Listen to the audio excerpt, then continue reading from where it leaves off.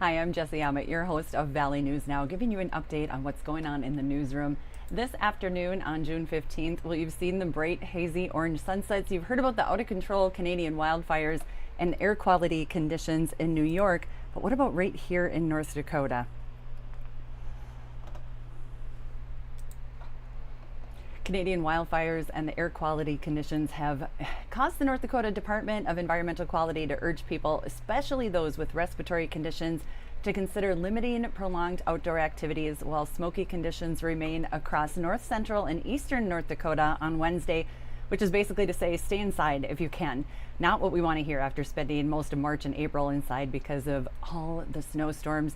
Environmental Quality closely monitors its air sampling network across the state, and tiny particles of ash and soot in the smoke have been increasing overnight and in the north central and eastern North Dakota.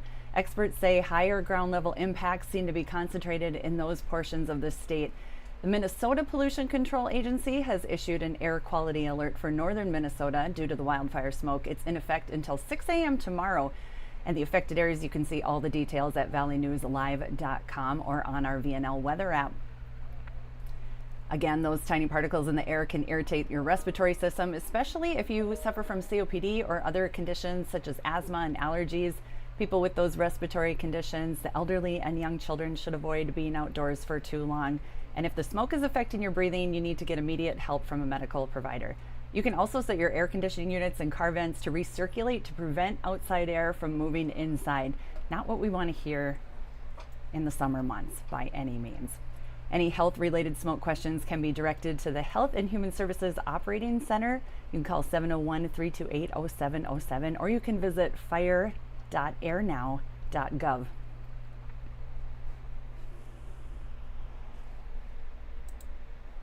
Well, artists in the area looking to showcase their work. The North Dakota Art Gallery Association is having an open call for proposals. They're giving you the opportunity to showcase your artwork to a wide audience. The North Dakota Art Gallery Association is thrilled to announce its annual call for exhibition proposals. So this is your chance to have your artwork toured and displayed by the North Dakota Art Gallery Association member galleries. Whether you work in painting, sculpture, photography, or any other medium, all original works are eligible for consideration. Submitting your proposal is really easy online. You just go to NDAGA, North Dakota Art Gallery Association.org for all the details. Their member galleries are committed to supporting and uplifting the voices of emerging and established artists from across the region. And in addition to the exposure and recognition that comes with being selected for exhibition, participating North Dakota AGA's annual call for proposals also invites you to build relationships with the gallery directors, with other artists, potentially leading to future opportunities and collaborations. So this is your chance. You're a new artist in the area, or maybe just been an artist for a long time and looking to show your work to a wider audience. Go to the North Dakota Art Gallery Association.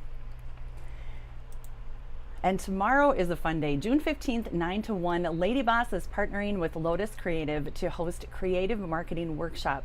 It helps you increase profit, awareness, and ultimately build and monetize your brand. So these are the things that you will learn there. And we've had Melanie Iverson from Lady Boss on before talking in depth about this. You can find that interview at Valley News Now. But you will go home with ideas right then and there. This is not a boring, your mom's kind of seminar or your dad's. This is really going to be a fun time. Build a persona for your brand that resonates with your target audience. Talking about your target audience not being everyone.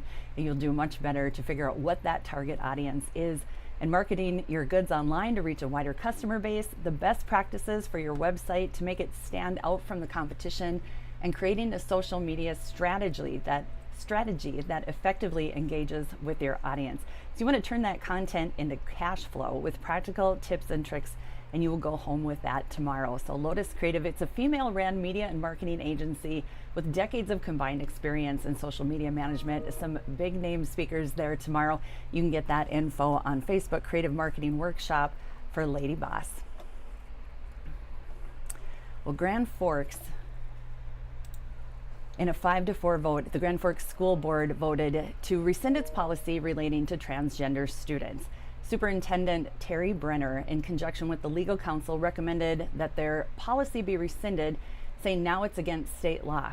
So in short, the new law does the following. It prohibits a public school district from adopting a policy that requires or prohibits an individual from using the student's or other individual's preferred gender pronoun. There is a lot of language in this, and you can certainly check it out at valleynewslive.com, but a lot of it is very contradictory. The policy is very pro-inclusion, pro-student, allows the school district to establish a plan. The law is kind of the opposite. So in short, again, the law, you're not able to use a student's preferred pronouns if it's different than the pronouns that are the same as assigned by sex or a separate restroom, without telling the parents. The policy was exactly the opposite. They don't want you to be concealing information about a student's transgender status from the student's parent or legal guardian. Again, this is the law. And the policy in question states the superintendent shall develop appropriate regulations and guidelines to create a safe and inclusive environment for every student and affirm the right of every student to equal educational opportunity and respectful treatment in their gender identification and expression. It states the failure of any school, student, or school employee to abide by this policy would be subject to individual disciplinary action. The policy also states that school staff shall not disclose any information that might reveal a student's transgender status to others, including parents or guardians. And again, the law directly contradicts that. So Tryon and Grand Forks, I know both sides. We want our kids to be safe, happy, and healthy. And the discussion over how exactly to do that remains a big one. Well, on a little lighter subject, if you're looking for something fun to do this summer, you've got a summer birthday party like I do in my house, the Fargo Park District is here to help you out. For a birthday party or other celebration, you can now book a pool party through the Fargo Park District. This is a new option for 2023, and it starts this Saturday. Pool parties can be booked at Davies, Southwest Recreational Pools, and costs vary based on the pool and the time of day, from $225 to $300. But you get a lot of bang for your buck. 32 to 40 people, 5 reserved picnic tables. All the details at fargoparks.com. Let me double check that. Yes, you can get all the details there and go ahead and make your reservations. You'll be able to bring in cupcakes, some food and beverages, but not all. So parties must be booked just 3 days in advance, and you can go to fargoparks.com. And the Lake Agassiz Regional Library also doing some fun things this summer going on in Moorhead. They've got an upcoming concert. We'll see if I can find it quickly for you. You don't want to miss It's a Free Performance featuring Kathy Brecky and the 42nd Street Jazz Band, playing familiar and fun music in an unforgettable concert held outside the Moorhead Public Library. Audience members are encouraged to bring lawn chairs for seating, and admission is offered free of charge. The concert is open to the public, and if you've ever heard Kathy Brecky and her band, they are amazing. You're going to want to check that out for sure. Sunday, June 25th, so a week from Sunday, from 4 to 6 in the library's parking lot. Bring those lawn chairs and your picnic blankets. It'll be a ton of fun. Additional things going on during the event include activities hosted by the Rourke Art Museum and Friends of the Moorhead Public Library.